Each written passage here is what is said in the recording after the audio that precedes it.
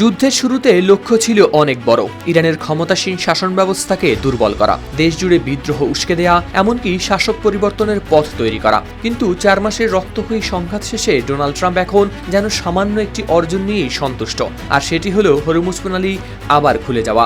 গেল ফেব্রুয়ারির শেষ দিকে যুক্তরাষ্ট্র ইসরায়েল যৌথভাবে হামলা শুরু করেছিল ইরানে। তখন ট্রাম্প ইরানের জনগণকে রাস্তায় নামার আহ্বান জানিয়েছিলেন। আয়াতুল্লাহ আলী খামেনি নিহত হওয়ার পর তিনি ইরানিদের নিজেদের দেশ পুনর্দখলের সময় এসেছে বলেও ইঙ্গিত দিয়েছিলেন। কিন্তু বাস্তবতা হেঁটেছে একেবারে ভিন্ন পথে। কখনোই ঘটেনি সেই গণ অভ্যুত্থান, বরং প্রচণ্ড সামরিক চাপের মধ্যেও টিকে আছে ইরানের নেতৃত্ব।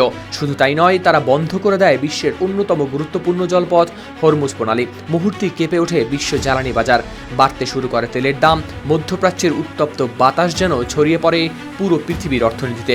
সংবাদ মাধ্যম নিউ ইয়র্ক টাইমসের প্রতিবেদনে প্রকাশ পেয়েছে এই তথ্য। এই যুদ্ধের আরেকটি বড় প্রভাব পড়ে ট্রাম্প ও বেনিয়ামিন নেতানিয়াহুর সম্পর্কে। একসময় যারা একসঙ্গে করেছিলেন যুদ্ধের পরিকল্পনা, সেই দুই নেতার মধ্যেই তৈরি হয়েছে গভীর মতবিরোধ। পরিস্থিতি এতটাই তিক্ত হয়ে উঠেছে যে নিজের ৮০তম জন্মদিনেও ট্রাম্প ক্ষোভ ঝাড়েন ইসরায়েলি প্রধানমন্ত্রীর বিরুদ্ধে।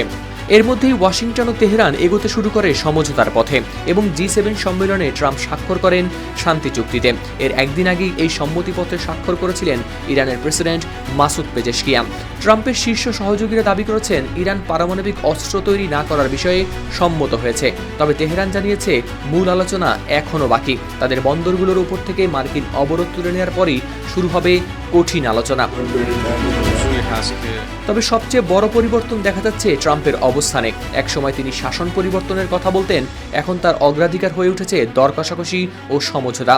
এমনকি তিনি নিজেই জানিয়েছেন শাসন ব্যবস্থা পরিবর্তন নিয়ে তিনি কখনো মাথা ঘামাননি, বরং বর্তমান নেতৃত্বের মধ্যকার অপেক্ষাকৃত বাস্তববাদী অংশের সঙ্গে চালানো হচ্ছে আলোচনা। ট্রাম্পের সমর্থকেরাও এটিকে সাফল্য হিসেবে বলছেন। তাদের মতে ইরানের সামরিক ও পারমাণবিক সক্ষমতায় বড় ধরনের আঘাত হানা হয়েছে। তবে অনেক বিশেষজ্ঞের মূল্যায়ন একেবারে ভিন্ন।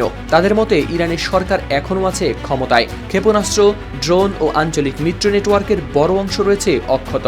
মিডল ইস্ট ইনস্টিটিউটের বিশ্লেষক ব্রায়ান কাচুলিস মনে করেন শেষ পর্যন্ত ট্রাম্প পিছু হতে বাধ্য হয়েছেন, কারণ সামনে আর কার্যকর কোনো সামরিক বিকল্প ছিল না। তাই একই ধরনের সমঝোতার পথেই হাঁটতে হয়েছে তাকে। আর সাবেক মার্কিন কূটনীতিক ড্যান শাপিরোর মতে এই পুরো সংঘাতের সবচেয়ে গুরুত্বপূর্ণ ফল একটাই, ইরান বুঝিয়ে দিয়েছে হরমুজ প্রণালী শুধু মানচিত্রের একটি সরু জলপথ নয়, এটি এমন একটি শক্তিশালী অস্ত্র যা মুহূর্তেই নাড়িয়ে দিতে পারে বিশ্ব অর্থনীতিকে। হাওলাদার শামীম, RTV।